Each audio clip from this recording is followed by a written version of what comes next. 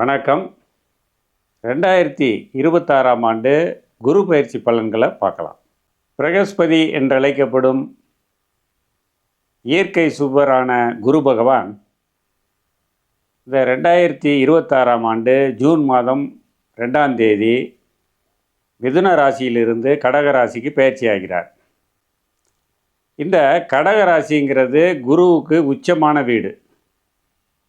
அதோடு இல்லாமல் குரு அவரோட சுயசாரமான புனர்பூச நட்சத்திரத்தில் நுழைகிறாருங்கிறது ரொம்ப விசேஷமான ஒரு பலன்களை தரும். ஆண்டுக்கு ஒரு முறை நிகழும் இந்த குரு பயிற்சியானது 12 ராசியில் உள்ள பலரது வாழ்க்கையில் பல்வேறு மாற்றங்களை ஏற்படுத்தும் பயிற்சியாகும். கல்வி, வேலை, குடும்பம், குழந்தை, பெரும் பணவரவு, தங்க சேமிப்பு போன்ற முக்கிய அம்சங்களில் குரு பயிற்சியானது தனது தாக்கத்தை ஏற்படுத்தும். குரு பார்த்தா கோடி நன்மை அப்படின்னு ஜோதிட சாஸ்திரம் சொல்லுது. குருவுக்கு பார்வை பலம் அதிகம். கடகத்தில் அமர்ந்திருக்க குரு 5, 7, 9ஆம் பார்வையாக விருச்சிக ராசி, மகர ராசி, மீன ராசி, இது 3 ராசிகளை பார்க்கிறார். இந்த 3 ராசிகள் மட்டும் இல்லாமல் இந்த மீன ராசியில் அமர்ந்திருக்கும் சனி பகவானை இவர் 9ஆம் பார்வையாக பார்க்கறதுனால சனி பகவானால் பாதிக்கப்பட்டிருக்கக்கூடிய 7.5 சனி, அஷ்டம சனி, கண்டக சனி, ஜென்ம சனி, இது மாதிரி பாதிப்பில் இருந்தவங்களுக்கெல்லாம் மிகப்பெரிய நிவாரணம் கிடைக்கக்கூடிய நேரம் இது. குரு அமரப்போகும் கடக ராசிங்கிறது பெண் ராசி. அதோடு இல்லாமல் அது இரட்டைப்பட ராசி, சந்திரனோட வீடு. எனவே பெண்களுக்கு சமுதாயத்தில் உயர்ந்த அந்தஸ்து, மரியாதை இதெல்லாம் கிடைக்கக்கூடிய சிறப்பான காலகட்டம் இது. குரு தான் பெரும் பணத்திற்கான அதிபதி. எனவே இந்த காலகட்டத்தில் பொருளாதார முன்னேற்றம், பண புழக்கங்கள் அதிகமாகும் நேரம். தங்கம் விலை உயரும். தொழிலாளர்கள் வளர்ச்சியும் முன்னேற்றமும் காண்பார்கள். அவர்களுக்கு இவ்வளோ நாள் இருந்து வந்த நிலுவை தொகை அது மாதிரி இதெல்லாம் வசூலாகக்கூடிய சிறப்பான நேரம். காலகட்டத்தில் நம்ம முன்னோர்களுக்கு செய்கிற திதி தர்ப்பணம்லாம் பன்மடங்கு பலனை தரக்கூடிய சிறப்பான நேரம் இது.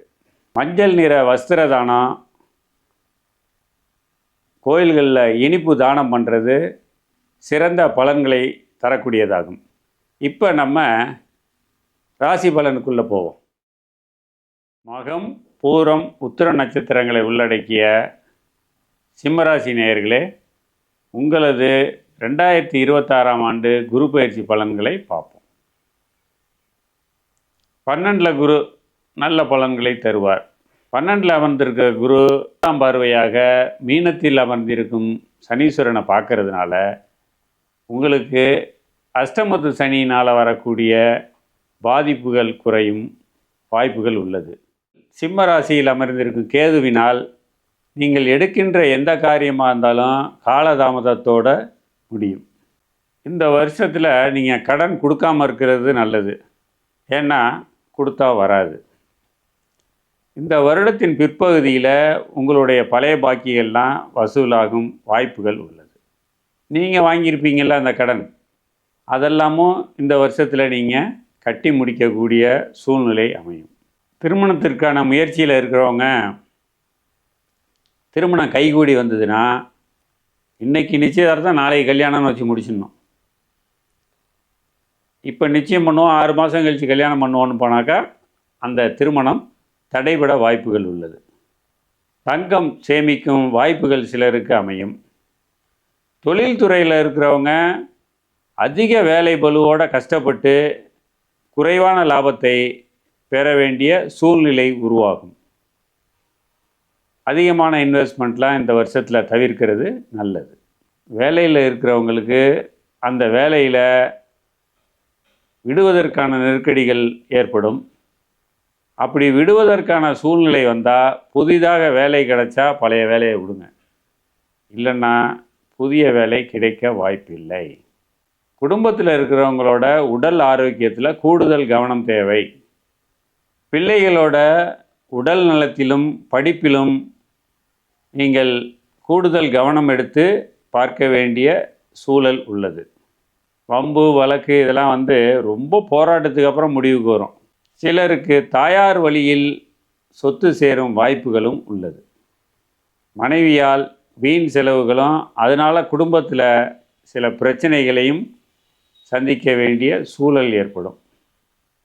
பணியின் பொருட்டு சிலர் வெளிநாடு செல்லும் வாய்ப்புகளும் அமையும். ராசியிலேயே கேது பகவான் அமர்ந்திருக்கிறதுனால அரச மரத்து விநாயகரை அதிகாலையில் வழிபடுறது இந்த தடை தாமதங்களை தவிர்க்கும். மொத்தத்தில் சுமாரான பலன்களையே தரக்கூடிய பயிற்சியாகவே உள்ளது. நன்றி, வணக்கம்.